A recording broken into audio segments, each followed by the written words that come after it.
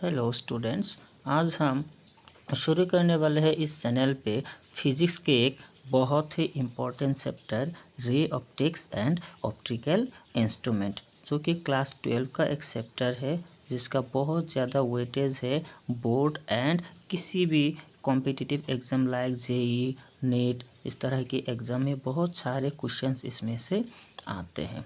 तो पहले आइए हम बात करते हैं। तो ये जो चैप्टर नेम है रे ऑप्टिक्स एंड ऑप्टिकल इंस्ट्रूमेंट्स, देखिए ये चैप्टर जो आते हैं फिजिक्स में बहुत सारा ब्रांच होते हैं। जैसे कि हम पढ़ते हैं मैकेनिक्स, जिस बेसिकली फिजिक्स का जो फर्स्ट पार्ट आते हैं वो मैकेनिक्स में आते हैं। ऐसे सेकंड पार्ट में आते हैं, एक ब्रांच होते हैं मॉडर्न फिजिक्स। ऐसे ही और एक ब्रांच होता है ऑप्टिक्स। तो ये जो हमारा चैप्टर है रे ऑप्टिक्स एंड ऑप्टिकल इंस्ट्रूमेंट, ये फिजिक्स का एक बहुत ही फैसिनेटिंग ब्रांच में आते हैं जिसको बोला जाता है ऑप्टिक्स। तो बेसिकली ऑप्टिक्स इस चैप्टर में हम लाइट के बारे में डिस्कस करेंगे, लाइट के डिफरेंट फिनोमेना के बारे में डिफाइन करेंगे।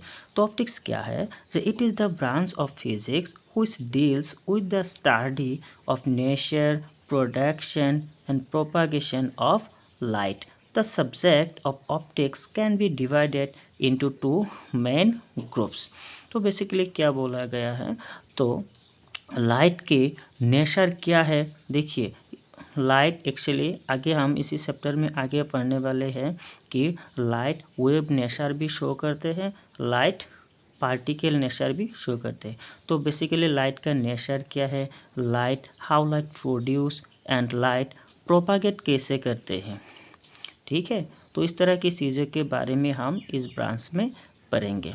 तो लाइट के जनरली दो अलग अलग प्रॉपर्टीज शो होते हैं, एक होते हैं रे ऑप्टिक्स और एक होते हैं वेव ऑप्टिक्स। तो रे ऑप्टिक्स में जनरली लाइट को हम पार्टिकल्स मान के चलते हैं एंड वेव ऑप्टिक्स में जनरली हम लाइट को वेव मान के चलते हैं। तो इस चैप्टर में मेनली हम डिस्कस करेंगे लाइट की जो पार्टिकल नेचर है, लाइट के जो पार्टिकल नेचर है, और इस बारे में फिजिक्स के जिस ब्रांच में हम स्टडी करते हैं उसी को बोला जाता है रे और geometrical optics. So it concern itself with the particle nature of light and it based on the rectilinear propagation of light and the laws of reflection and refraction of light.